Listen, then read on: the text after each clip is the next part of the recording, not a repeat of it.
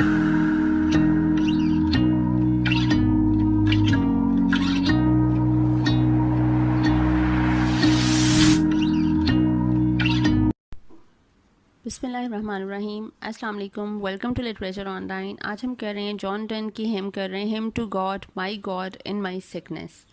1623 में ये पोइम लिखी गई थी और ये तब जॉन डन जो है वो बहुत ज़्यादा बीमार था। लव एंड डिवाइन पोइम्स जो इसकी हैं उसमें से ये डिवाइन पोइम में है। ठीक है, इसका हम टेक्स्ट स्टार्ट करते हैं। वो स्टार्ट करता है, कहना शुरू करता है, since I am coming to that holy room where with thy choir of saints for evermore. वो कह रहा है कि अब मैं भी वहीं पे आ रहा हूँ। I am coming to that holy room. Holy room heaven को कह रहा है, मतलब अब उसे पता चल गया है कि मेरी जो रिपेंटनेस है, जो फॉरगिवनेस है, वो कबूल हो गई है। ठीक है, अब जो है वो मैं हेवन में ही जाऊँगा। ठीक है, पहली जो हिम्स है उसमें ये थोड़ा डाउटफुल है कि मैं शायद मुझे फॉरगिवनेस नहीं मिली है। ठीक है, लेकिन इसमें वो कह रहा है कि मैं अब हेवन में आ रहा हूँ। Where with thy choir of saints for evermore I shall be made thy music. Choir, इसने ये लफ्ज़ यूज़ किया क्वायर के लिए, जो एक ग्रुप ऑफ लाइक जो म्यूजिशियंस होता है। ठीक है, उसके लिए तुम्हारे जो सेंट्स हैं, लाइक जो नेक लोग हैं तुम्हारे, वो तुम्हारा क्वायर हैं। ठीक है, गॉड का हेवन में मैं वहाँ पे मैं भी उनमें से एक म्यूजिशियन अब बन जाऊँगा। म्यूज़िक जो यहाँ पे लफ्ज़ यूज़ हुआ है ये म्यूजिशियन के लिए यूज़ हुआ है। ठीक है, कि मैं I will be one of thy saints thy musicians in thy heaven. ठीक है, as I come I tune the instrument here at the door. Door यहाँ पे लफ्ज़ यूज़ किया दुनिया के लिए। ठीक है, क्योंकि मैं अब वहाँ पे आने वाला हूँ, इसलिए मैं अपना जो इंस्ट्रूमेंट है, लाइक जो साज है, उसको यहीं पे जो है वो रिपेयर कर रहा हूँ। मतलब ये जो मैं शेर व शायरी, ये जो मैंने हिम्स और डिवाइन पोइम्स लिखनी शुरू की हैं, ये मैं अपनी एक रिपेयर कर रहा हूँ अपने साज को। ठीक है, कि मैं नेक बंदा बन गया हूँ, नेकी की तरफ माइल हो गया हूँ। And what I must do then think now before. और क्योंकि मुझे हेवन में आने की अपनी तैयारी करनी है, मैं इस दुनिया से उस दुनिया की तरफ सफ़र करने वाला हूँ, तो मैं अपनी तैयारी मुकम्मल कर रहा हूँ, पहले से सोच के रख रहा हूँ, मतलब प्लान कर रहा हूँ कि मुझे क्या क्या करना है और किस तरह से करना है। While my physicians by their love are grown cosmographers। वो कह रहा है लेकिन जो मेरे फिजिशियन है ना वो इस वक्त कॉस्मोग्राफर्स बन गए हैं। कॉस्मोग्राफर कहते हैं मैप मेकर्स को। ठीक है, जो दुनिया के कॉन्टिनेंट्स के मैप बनाते हैं वो बन गए हैं map makers. And I their map, और मैं उनका मैप हूँ। लाइक एक पेपर जो है वो होता है, उस पर मैप ड्रॉ किया जाता है जो कॉस्मोग्राफर्स करती हैं।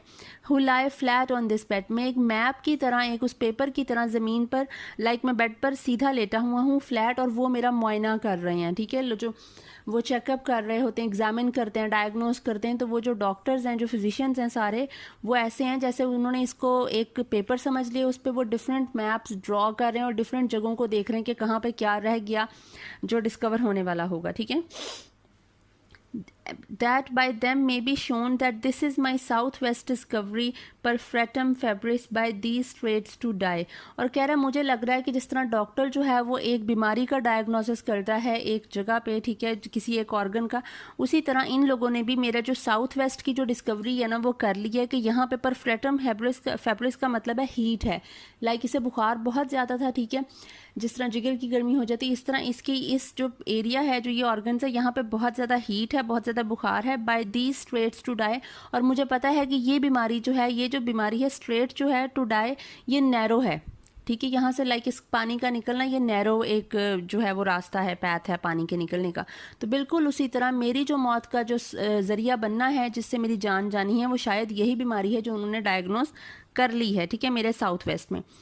आई joy that in these straits I see my west. वो कह रहा है कि मुझे मौत से कोई गम नहीं है, बल्कि मैं खुशी महसूस करता हूँ कि इन स्ट्रेट्स में आई सी माई वेस्ट में अपना जवाल देखता हूँ। वेस्ट यहाँ पे कहा है जवाल को, मौत को। ठीक है, for though their currents yield return to none, क्योंकि ये पानी जो है जो एक बार आगे को जाए, लाइक पानी का जो फ्लो आगे को चला गया, वो पानी पीछे नहीं आता।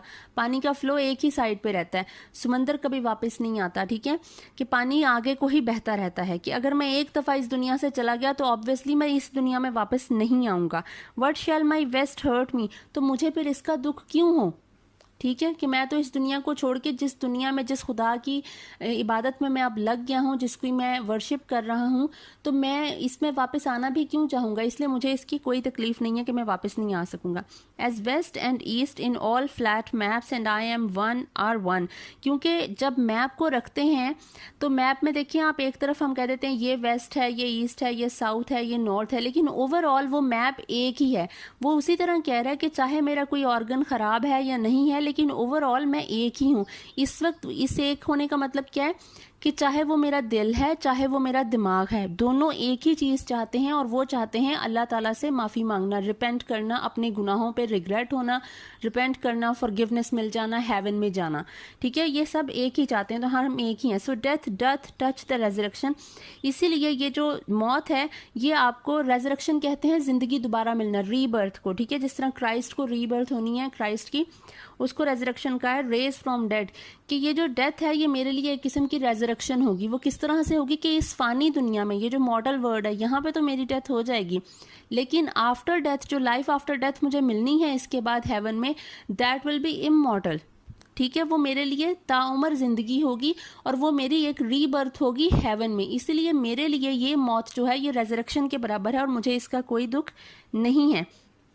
Is the Pacific C my home, वो कह रहा है मेरी जन्नत कहाँ पे होगी। मैं ये सोच रहा हूँ अब लेटा हुआ कि हेवन कहाँ पे है, क्या पैसिफिक सी में हेवन है, मेरा घर है, और आर द ईस्टर्न रिचेस, या फिर जिस तरह एशिया है, ईस्ट में जो रिचेस हैं, लाइक स्पाइसेस बहुत ज़्यादा मशहूर थे, जूल्स मशहूर थे, ठीक है, या वहाँ पे मेरी जो है वो घर होगा, हेवन होगी।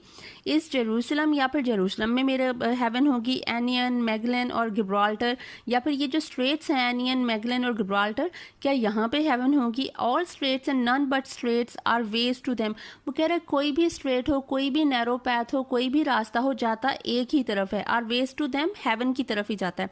वेदर वेयर जैफे ड्वेल्ट, और चैम और सेम, ये जैफे, चैम और सेम जो हैं ये हज़रत नूह अलैहिस्सलाम के 3 बेटों के नाम हैं। ठीक है, हर बेटे को जो है वो, जो नूह का जो बेटे हैं, हर बेटे को एक एक कॉन्टिनेंट दिया गया था, ये मिथ्स हैं। ठीक है, इनके जो बाइबल वगैरह से इन्होंने कहा है, तो वो कह रहे हैं कि जिस तरह नूह के बेटों को एक एक कॉन्टिनेंट दिया गया था, लाइक जो जैफे है उसको कॉन्टिनेंट मिला था यूरोप का, जो चैम है, चैम को कॉन्टिनेंट मिला अफ्रीका, और जो सेम है, सेम गॉट एशिया।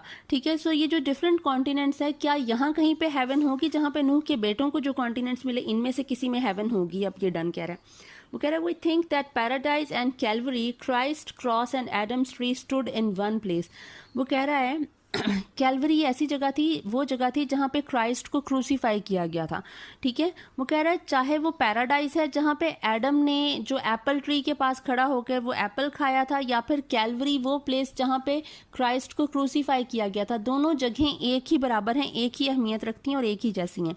ठीक है, look Lord and find both Adams met in me, वो कह रहा है लॉर्ड देखो कि ये दोनों एडम्स जो हैं ये मुझ में मिल गए हैं। मतलब ये इनकी जो खासियत है, लाइक एक ने गुनाह किया और एक क्रूसीफाई हो गया तुम्हारी राह में। ठीक है, दोनों मुझ में, कि मेरी जो पहले वाली जिंदगी है वो पहला एडम है जो हजरत आदम अलैहिस्सलाम की बात की, he committed the sin of eating the apple, ठीक है, which was forbidden for him, तो वो उन्होंने खा लिया, और मैंने जो अपनी लाइफ जो वो सिन में गुजारी वो है, ठीक है, गुनाहों में गुजारी। तो एक एडम तो वो भी मुझ में है। दूसरा एडम क्राइस्ट हैं, जीसस क्राइस्ट हैं, जिनको क्रूसीफाई कर दिया गया, जो तुम्हारी राह में उन्होंने अपनी पूरी जिंदगी लगा दी, वर्शिप किया। ठीक है, और अब जो मेरी ये जो बुढ़ापे की लाइफ है, ओल्ड एज है, ये मैं वो क्राइस्ट हूँ, क्योंकि मैं अपनी पूरी जो जिंदगी है वो तुम्हारे लिए डेडिकेट कर दी, गॉड के लिए डेडिकेट कर दी। तो ये दोनों एडम्स जो है वो मुझ में है। As the first Adam sweat surrounds my face, जो फर्स्ट एडम है उसका जो स्वेट है सराउंड्स माई फेस।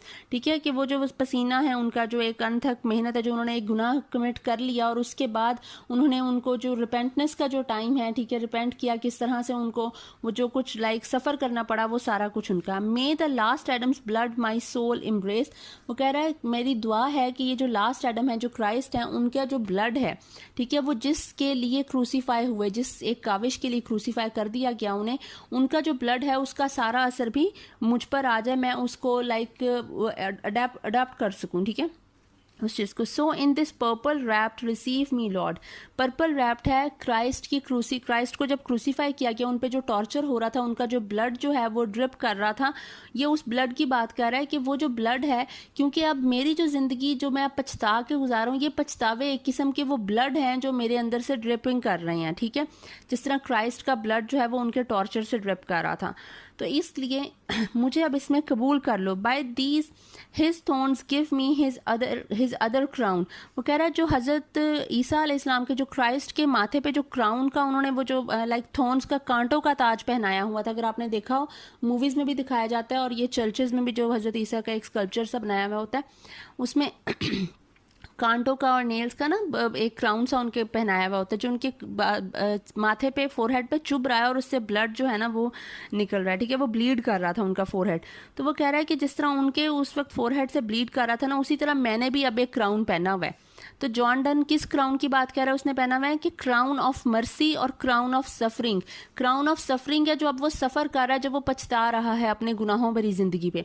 और क्राउन ऑफ मर्सी जो है वो अल्लाह ताला की मर्सी का क्राउन है कि अल्लाह ताला ने मुझे माफ़ कर दिया है, ठीक है, अब मैंने वो पहन लिया। And as to other souls I preached thy word. वो कह रहा है क्योंकि अब मुझे अपनी ज़िंदगी का सही मकसद पता चल गया है, तो मैं तुम्हारा जो पैगाम है, जो क्राइस्ट ने किया, लोगों को प्रीच किया था, मैं भी बिल्कुल वही कर रहा हूँ। मैं लोगों को सही एक जो लाइफ का पर्पस है वो बता रहा हूँ, और जो तुम्हारा जो रिलीजन है, जो क्रिश्चियनिटी है, मैं उसी को प्रीच कर रहा हूँ, ठीक है, एक सही रास्ते को बता रहा हूँ लोगों को, दुनिया को।